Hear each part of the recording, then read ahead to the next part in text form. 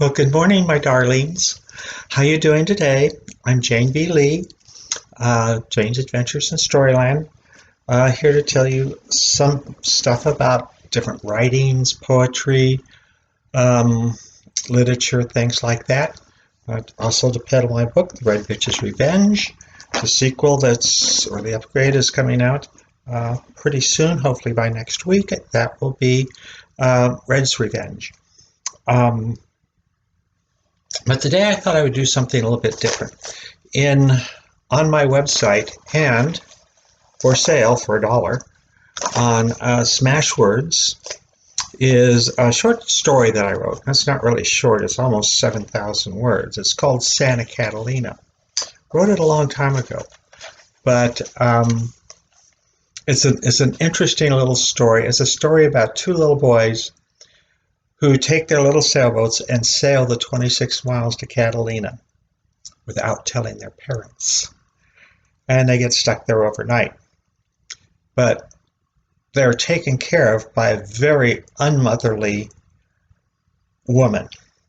And it's not that she didn't have a heart, she just hadn't used it in a while. So I'm just going to read you the first little bit of this. It's available on Smashwords. It's also on my website, so you can get it either way. And I'm just going to give you a little feeling. Now, the reason I'm reading this is because we're in lockdown, and we can't go taking little trips and stuff like that. Like when we're 12-year-olds, our 12-year-olds got to be going crazy. So this is for the 12-year-olds more. And it goes this way: Santa Catalina. When you're 12, the world beckons. It grows in geometric leaps, and as fast as you can run or pedal your bike, crossing the street was once forbidden, and now it's accepted. So now you push it to your boundaries, your limits, and test your parents, yourself, and your guardian angels. Guardian angels hate it when you turn 12. When you're 12, you get up before the sun. Sleep is only a cure for exhaustion, and as far as you know no fear. When I was 12, I was assigned 2 guardian angels, and they still almost lost me. When I was 12, I never wore hats. You can't sleep in a baseball cap. And I nearly always slept in my clothes. After my bath last night, I put on my t-shirt, underwear, and shorts. My best friend Dwayne and I had plans for today. We were going to sail out the inlet today. Dwayne had a Lido 14 and I had a home-built 12-foot plywood catamaran. We had snuck out at the inlet before and sailed a mile down the coast. 2 days ago, we sailed 4 miles up the coast. We would have sworn it was 10 miles. Today was special. Something was going to happen.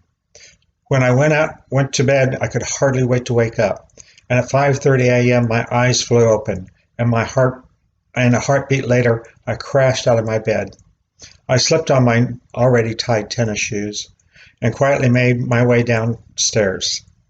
I would not feel the need for morning hygiene, like washing and brushing my teeth, until I was discovered by girls. As I passed through the kitchen, I yanked open the refrigerator door. I fearlessly gulped down milk from the carton as my eyes scanned the metal wire shelves for tasty treats. A slab of meatloaf from last night's dinner became breakfast. A dried chicken leg and with thigh attached was shoved into my back pocket. The slamming of the refrigerator door and 2 seconds later slamming of the back door, followed by the screen door, was the only notice to the sleeping adults upstairs. And I was gone for the day. Heidi, my German shepherd, crawled out of her house, stretched, and ran across the yard to meet me at the garage door. Even Heidi had to run to intercept me this morning. She jumped on me without fear of retribution for a morning hug, pet, and half of the remaining slab of meatloaf. While she was finishing her meal, I slipped through the garage door, leaving her in the yard. The garage was cool and damp and smelled of old discarded treasures. I don't think a car ever parked there, even overnight, but my bike was parked there. I pedaled as fast as I could down the hill to the streets 2 blocks over. one more block down, and I was on the hill. The hill was a long, sweeping street that led from the bluff to the road along the bay. Coasting down the hill at top speed, I felt for the first time the cold, damp, pre-dawn air biting into my bare legs and face. At 30 miles an hour, I merged onto Bay Drive, barely a glance in the dark for traffic. My guardian angels held their breath.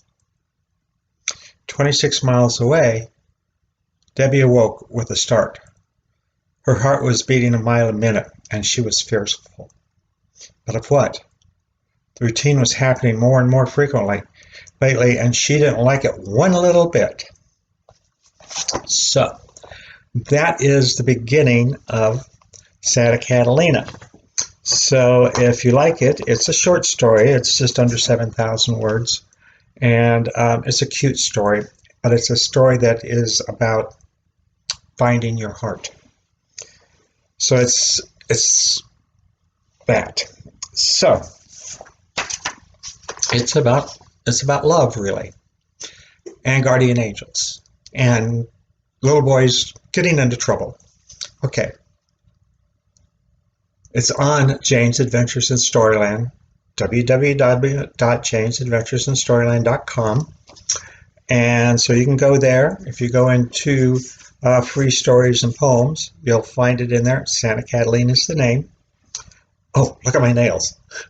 One's white, one's black. I had more fun with that. Anyway, Red Bitch's Revenge, double book. You'll love it. It's a great little story. Little story, it's a big story. It's 1,041,000 words. Anyway, and Identity, small book. You'll like them both. And the new book coming out soon is Angel the Assassin. And want you all to keep your distance. You can't go riding your bicycle down to the beach and taking your sailboat to Catalina. You can't be doing that. I don't care how old you are. Enjoy life.